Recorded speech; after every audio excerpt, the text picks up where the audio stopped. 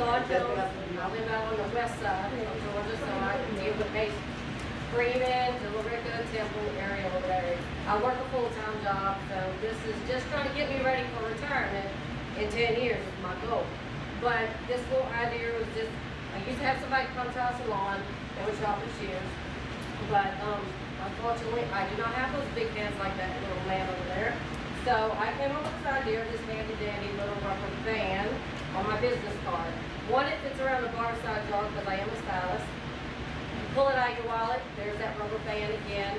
And on the back side, I just put, they can fill it out with their name, their address, if they're going to pay me with a credit card or they're going to pay cash, they can even put it on there. So even if they mail it to me, all they have to do is loop it through the shears, and then it's automatically hung on their shears as I go out and sharpen them, so I know exactly who they've gone to. And then when I bring it back in, they still have my business card, and it's different. It has a rubber band, and that's, you want people who are different, you be different. Purple hair, and I also put my logo on the front and on the back, so that they see me coming and go. That's all I have.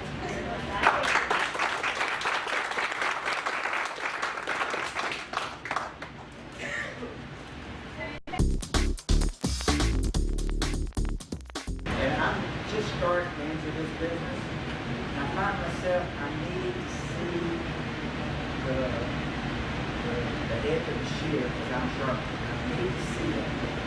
And I bought some of these. They're great, super, and I need something extra besides these. As I was laying in my dentist chair, looking up at my dentist, and she was looking at me through some glasses with goggles on, as I can explain. And I thought to myself, now, what if I had those goggles looking at my shears? I said, how much do they cost? She says, these are $1,000. No way. Yep, $1,000. So, good old eBay. I went on eBay and found some. Probably not as high tech as what she had, but $45.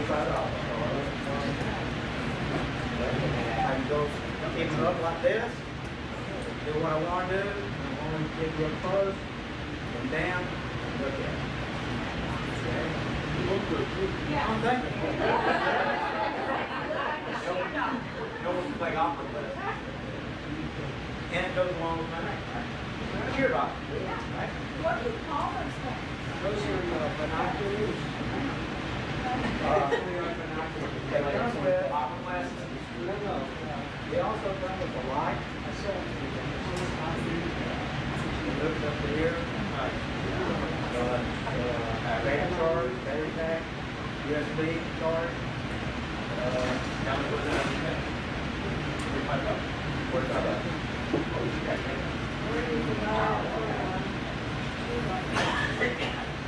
Shoot up. No, I don't sell.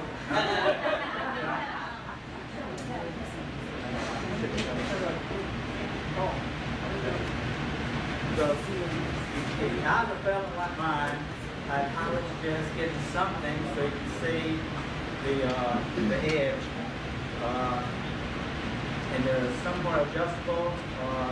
It's like a pair of binoculars, and you actually look through them, so you adjust them so you can see one round spot down here, and the way you focus is just move your item in and out. Yep.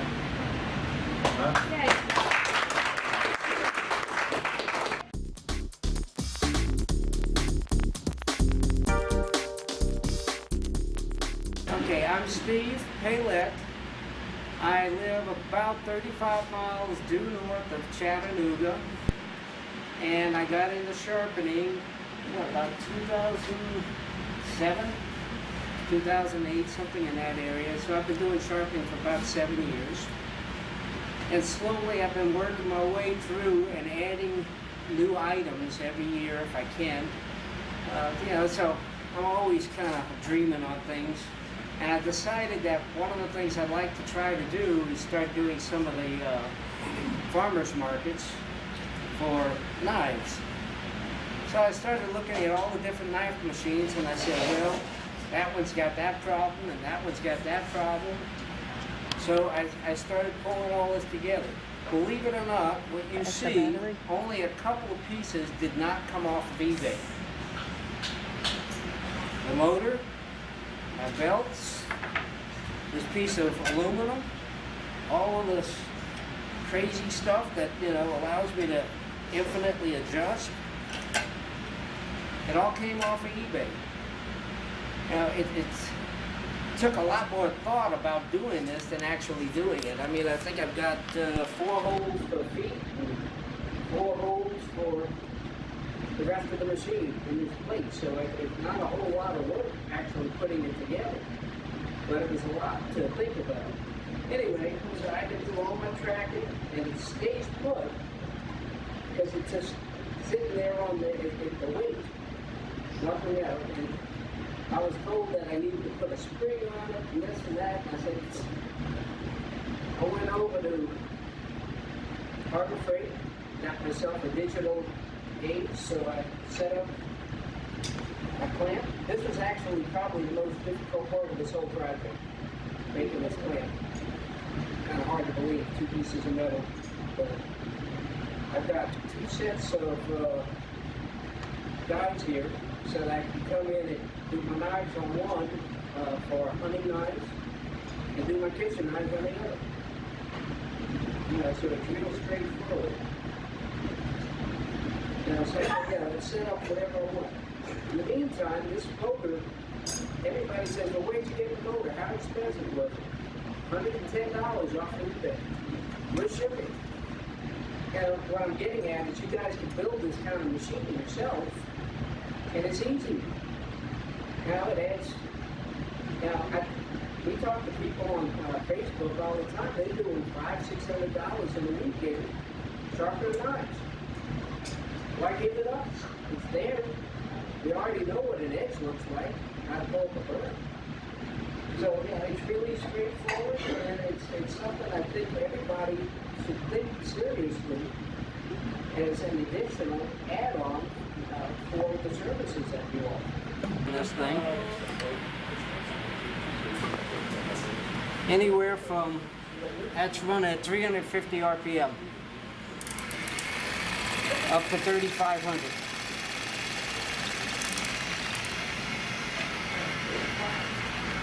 I would do a knife, but it takes less time to do the knife than it takes to set it up. I am a hairstylist. I've been in this house for 11 years. So I want to talk to you today about hairstylist mentality. Okay, a lot of you aren't hairstylists. So, in my opinion, there are 3 types of hairstylists. Okay, so you have your older generation hairstylists. They've been doing it for a long time. They usually have grown kids or teenage kids at least, or kids that are off to college and maybe even grandkids. Those are the ladies that are going to be okay. They're going to call you. And they're okay if you call them or if you email them or send them the postcard. Okay, so that's one set of gals. Then you've got the set of gals in the middle is where I am. And we have small children. And for some reason, this motion makes small children scream, cry, and spill their juice. So we don't use the phone very often to our ear and talk. We're not probably going to call you. We're probably going to text you. So texting is going to be that group of gals in that area. And then you have these millennials. They just got out of hair school. They've been cutting hair for just a couple of years. They don't even know how to make this motion. They know how to do this motion. So those are the gals that you're going to want to Facebook or text. They will text you, but they would like to see you on Twitter or Facebook because they check their Twitter feed and their Facebook feed 20 times a day. So when I'm a stylist, I like to know when someone's trying to get a hold of me, and I will do the same thing when I'm a shear sharpener. And so I keep this on me on vibrate. I know when someone is contacting me. But most stylists, they either do that or they'll just have it right next to them. They'll hear it go off, whether it's a text. If it's a phone call, they're just hitting decline. They're not even going to talk to you. They're too busy. But if it's a text, they can at least just touch it and go, oh, Joe's going to be here tomorrow or the next day. Awesome. In the back of their mind, they know you're coming, whoever you are. And then you've got your younger millennials who are constantly streaming and doing all that. So when you go in a salon, look for those three, types of people. And I know that some of you are established and you've got, a full clientele and you don't really need to adapt because you don't need any new clients. But if you're like me and you're going to be building new clients, you're going to need to know how to have them get a hold of you, because they're not going to want to call you if they're millennials. They want to Facebook you, Twitter you, or text you. Or they'll have the 45-year-old call you. They'll say, Mary, are you going to call the scissor person? So that's my info on the brain of a stylist.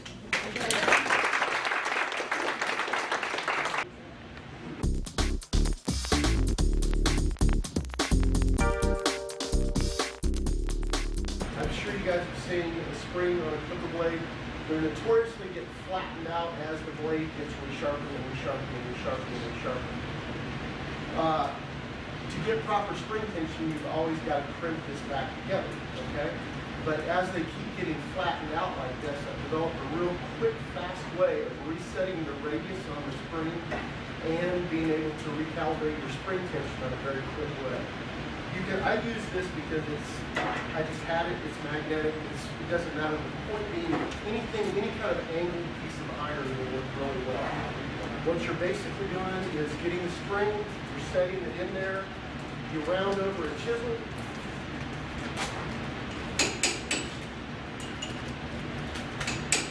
that is just opened up your radius, and now you get an 1/8 of an inch drill bit. Then I put a piece of tape on it so it can't fall all the way through. You have a vice grip that's already preset. What size drill bit then? 1/8. You clamp it a couple times, it's ready to go. I'm going to leave one open and then one closed so you can see what I've done. So basically it resets the spring, it resets the radius to the proper radius as it should be. Opens it back up so you can now, even on used blades, or very, when a rail has been sharpened way down, you still can get proper spring tension on that very quick and very easy. I was trying to think of ways to keep my name in front of the stylist. And so what I did was, everybody's got an invoice sitting there right now. But I custom printed mine to be on hard back paper, and then I took the back and make it my business card. So now, when I hand them my invoice, I hand them a card that has all my information on it. So that's pretty much my idea. It's pretty simple.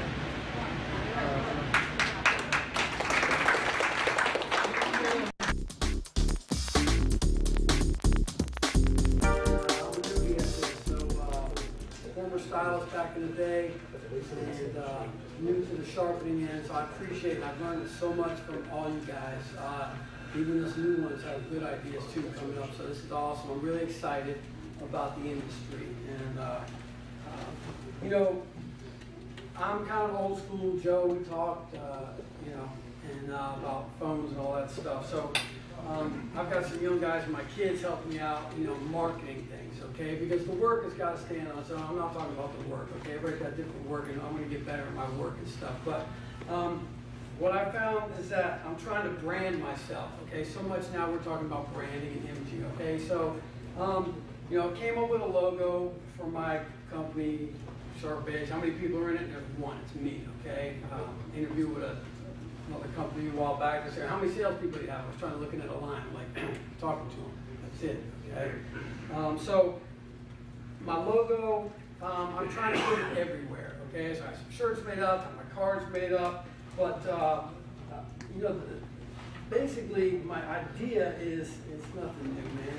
It's just my logo, putting it on everything. But I found that I can get some stickers made up, okay? Cheap at Staples, okay? These things are like a penny a piece or something, okay? Like $250 for whatever. And so I'm taking these and I'm putting them on everything, okay? I'm just marketing whatever I can. I found somebody had a real good idea with the scissor, I don't know what you're calling it, a condom or whatever. When you're done, when I'm done sharpening, it's a sheath, okay? It's a piece of plastic. I cut it, put my sharp edge on there, my thing, boom, I hand it back, okay? So I got that in front of them. It's my business card. It's got all my information on it, okay? I'll pass it around, you can look at that. I've got the same thing for a different size, okay? So I've got a big one and a small one. So those around. I found these bottles cheap online, some Chinese joint or whatever. I got like 1,000 for like $9 or something. Okay, put my oil in there. Okay, very proprietary blend. Okay, like olive oil, like virgin coconut oil, and freaking garlic oil. It works great on your scissors. If it doesn't work on that, you use it on your salad. Okay, so whatever. I don't care. Here you go. I don't care what they do with it. Okay, but you know, if they want to buy it, fine. That's fine. $5 a bottle, great. It'll last you forever. How long does this stuff last? Right? They'll lose it. Okay, but here, it's free, okay? I give it to them. And I actually give it to the people. There's no oil in it, that's just to buy. We're working on a blend at the house. And so I'm passing these out too, okay? I put these on Band-Aids, okay? When I give them a Band-Aid, you know, that's a cool idea somebody had. That's great. I've been doing it anyway. Everybody's doing it. But it's just another way to get my name and my face, you know, my logo, my brand out there, okay? As much as they can see it, you know, it works, okay? So it's just another way to get it out there. Yeah, I mean, I can't, you know, these are pretty cool. I get a lot of people, you'd be amazed how many people love getting free oil. I mean, I know I can sell for $5, and I will, okay? But it costs me nothing to put the oil in here and pass it out. I about doubled my income by selling from just the sharpening, so it's about 50-50. Now, I want you to listen up very closely because it's very important that you do this exactly as it's right. He said it's just one way. Just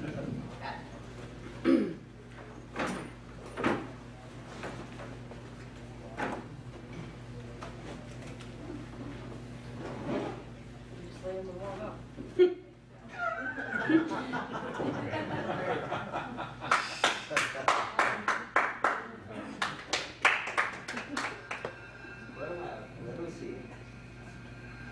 The moral to this story, don't make this harder than it has to be.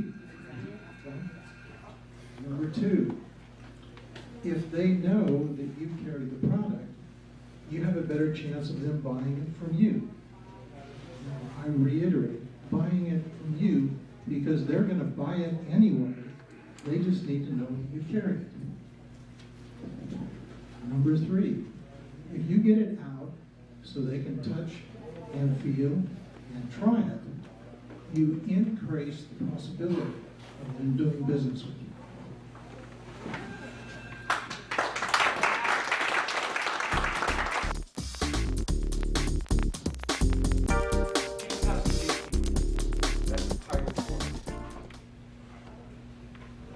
Jim O'Donnell helped me a long time ago, and I kind of just piggybacked on his idea a little bit. I got a high heel shoe. I went to the Designer Shoe Warehouse, got a really cool high heel shoe. Okay, and when I was in the marble granite and tile business, one of the guys that worked with me part time worked at edible arrangements. Okay, so I learned how to do edible arrangements real quick. You get fruit and and chocolates and stuff like that, and it's very quick and efficient to get some pineapples, some bananas, and you can pre-make up some of these little cups with edible arrangements in them. You put them in a high heel shoe, and say it's a salon that you haven't been, or that you've been in a few times with no success. But it's, guys, don't let that get you down, because I've learned that typically around the third or fourth time, that's when people start to break, because they start to get used to your face. If you're out of sight, you're out of mind. But if you keep coming in there, you're showing, and also we're in the beauty industry. Look nice, smell nice, carry yourself with an appearance of professionalism. Get a shirt with a logo on it if possible, but let them know and see and get used to who you are. So then when I walk in there, I have this high heel shoe, and obviously this is usually on about the third or fourth time. And they're like, the gatekeeper standing there, kind of questionable. But if it's possible, make a little bit of extra noise. Carry your voice a little bit louder so people start looking.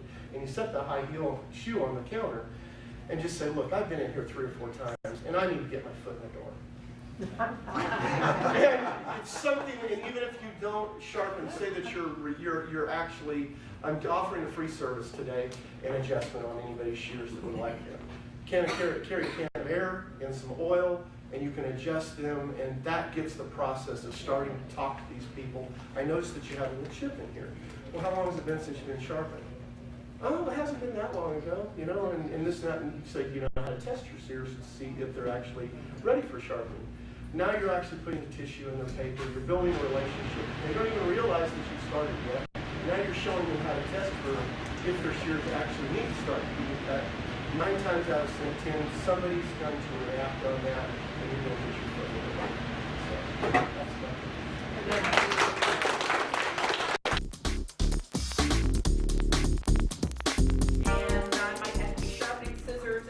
Get up and show some shears, and then my hands are all nasty dirty. And I've tried all the different products for cleaning my hands, and none of them work. And one time I was in the back of the salon, and I was trying to wash my hands and clean them up, and they had a bottle of, and those of you who are stylists know what this is. And I've tried other brands, it seems to work best. Only one it works best. Rube Clean Touch. What this is for is when a hairstylist colors your hair, and let's say the color drips down, and they have to get it off that lady's face. They use this. Well, I found out this is wonderful for cleaning my hands. It doesn't dry out like a lot of the, and it's, you know, and it's, I don't know about you guys, but it's kind of girly. And I'll just put it on my, you know, my cloth, my microfiber cloth, and, you know, just wipe my hands. And I'll use it, and I'll think, man, this stuff's not working at all. And then I'll look down, and then all of a sudden I'll see my hands are clean. And I'll usually kind of wash them afterwards. But this is the best stuff I've found for cleaning my hands after I've been sharpening. So that's Add to that, as a stylist, working in a salon, doing a lot of color, crazy colors, dark colors. If you take this and a magic erase, and I should be patenting this, but I haven't. But if you pour some of this on a on a magic erase, the little square sponges that like balls clean, it will clean anything. By itself, it won't come off, but with this stuff added to that little sponge, it will clean black off of your hands or face, skin, anything. Oh, really? I didn't know. Oh, yeah, that should be patented. Magic eraser. Magic But you eraser. find it at Sally's Beauty Supply. It's really cheap. It's called Rube, R-O-U, like the French word Rube, Clean Touch. And it says hair color stain remover. It's made with water, alcohol, another type of alcohol, and then a bunch of oils and ammonium hydroxide and some other things in there. Citronella, some of the smell. You can smell the citronella in there, but the stylists are all smelling, y'all know. But it was a fluke that I found. That was my idea, yes.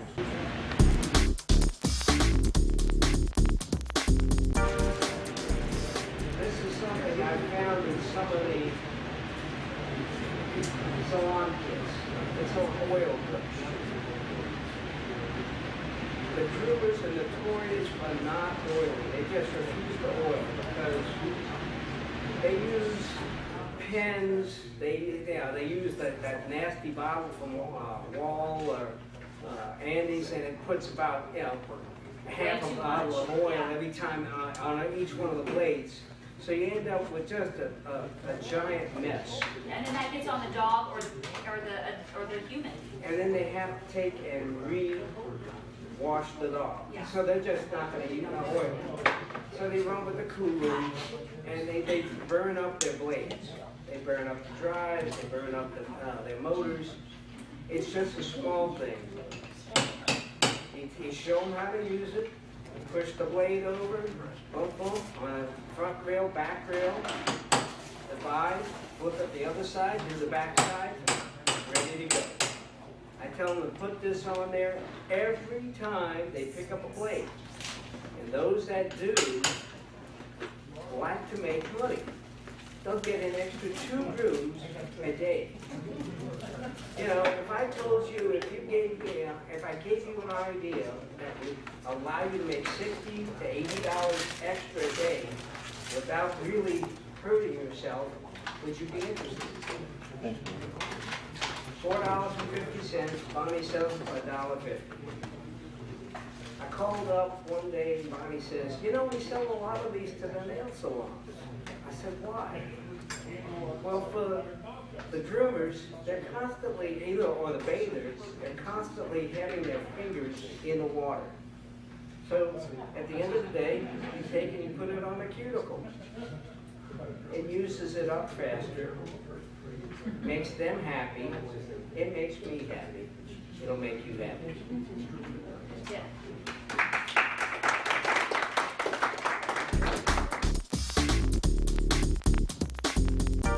When I go into the salons, put some combs. Stylists love them. And they always magically disappear. That's why I sell a ton of them. I actually got 3 other sets of combs. These are all YS parts right here. I only carry the metal clips. Plastic ones break, and I don't want my name associated with it. The aluminum ones, just from my own personal experience, the only thing that might break is going to be the spring. Other than that, as long as they keep them, they last forever. But Susie over here might borrow a comb, and Sally might never see it, so she needs to buy some more combs. So I figured out a way to just go in there, and these are all the combs that I carry as far as YS Park is concerned, and I have a huge bag in my car that keeps all my inventory. So it's an investment to get in there and buy a lot of clips and combs. $1,000 maybe, I don't know, but it's worth it. You go in there, and especially here in the Atlanta market, YS Park is a very popular comb, Terra combs, BW Boyd carbon combs, even Inc sells cup combs as well, all sorts of combs. The whole objective is one, make money, secondly, provide a very valuable product to the hairstylist. Got different types of combs, there's so many that they all sell, they all enjoy selling. And you get some really good combs at a discounted rate, and them out. And also for the copies. Who doesn't like some freebies nowadays? Who's going to cost you $20 in a salon? Then it's worth that extra $20 just to courtesy. I've done it plenty of times, and I've done a phone call with a lot. Pretty well established, and they know me as Clip and Zone King, essentially. And it's just a great way to add some extra money in pockets. Like I said, it has to be developed very much feel. Yeah. Check with Bonnie and see what they carry as well. But it's just another form of it. Well, the YS, yeah, they already had holes through them, so I just took paracord and fished it through, and then the combs that don't have holes, just take a sharp drill bit, drill the hole, and start keeping them through. I categorize mine all like long ones here, medium long ones, small, extra small, and then all your foiling combs, and then all your different colors as far as the sharp clips, regular clips, and then these really small clips. So, like I said, they walk away, they're stolen, they wash, they're left on, they're borrowed, whatever the case might be, they always buy this. I always charge for anything, period. So, like for instance, this comb right here, $17. So I charge $17. My cost on it, let's say, well, let's just say if it was 20, I think it would be at 20. So it's a 40% on these particular. Whereas another brand, you buy for $2.25 on their website, it being sold for $12. So you guys can stage the market for that. But I've been into this long bar, so if you $300 just another added value for your customers. Always lost and stolen.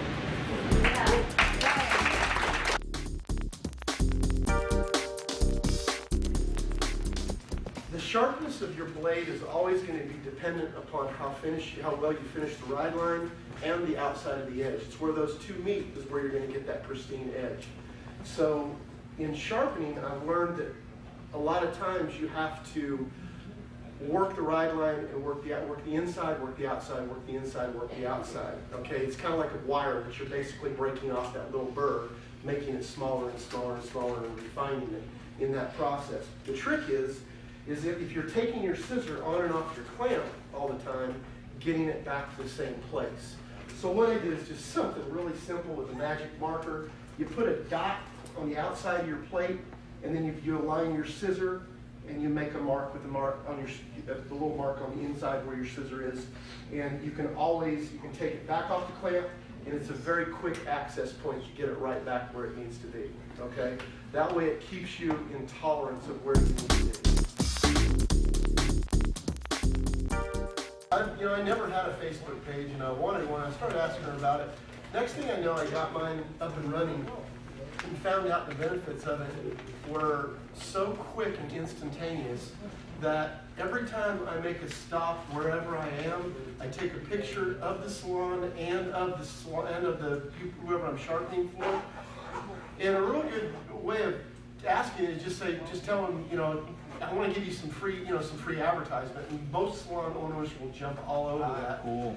Because not only are you advertising for yourself, but you're connecting with people with them, and it's telling people who you're sharpening for. Right. So any potential customers that you want that are in that loop, they're going to start seeing you connected with some of these upper end salons or places that they recognize and know. Right. And I've picked up several accounts, especially dog groomers, that I have been there several times, and you're just an example of the last person who ruined something, okay?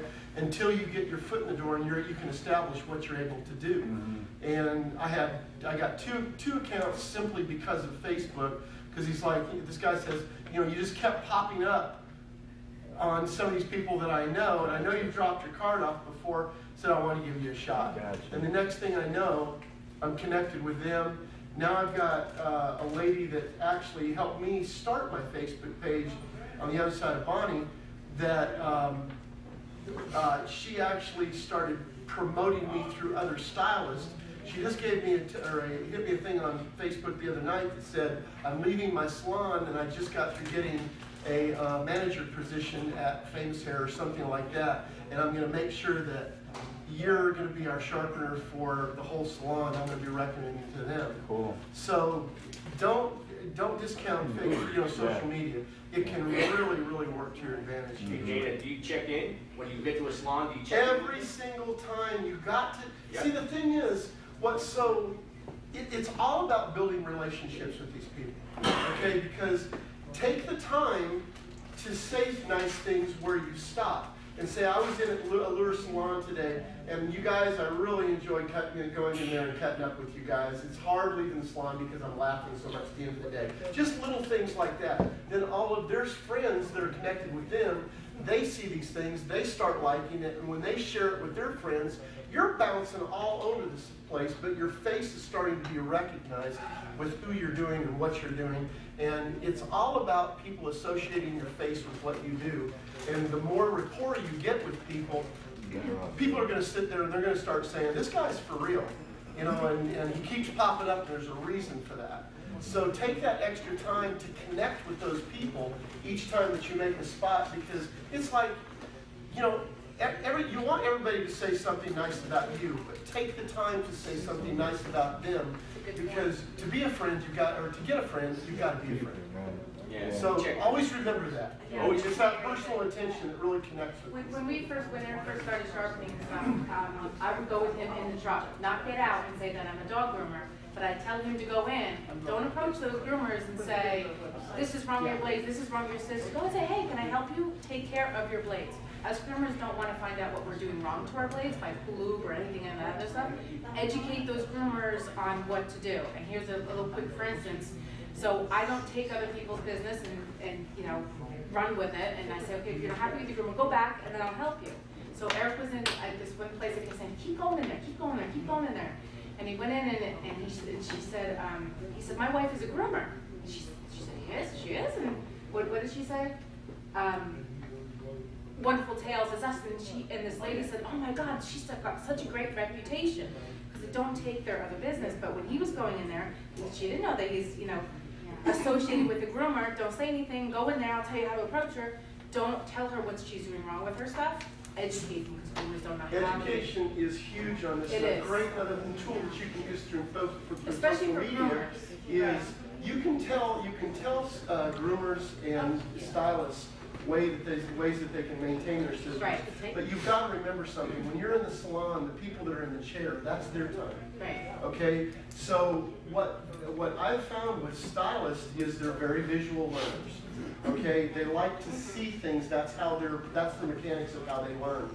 So what I've done is when I'm telling people about Facebook, I say, and by the way, I've got a lot of videos that I'm uploading on Facebook about maintenance on your scissors or your clipper blades or all these other things. So now I start making videos so when they have the comfort of their own time at home, now they can study these things and see how to adjust the scissors, see how to oil them, see how to properly maintain their clipper blades. Why curl lube is destroying your scissors and causing them to lock up. Right, and there's a way to approach groomers too that are. Well, it's allowing them to discover what they're doing on their own. You're not telling them what they're doing.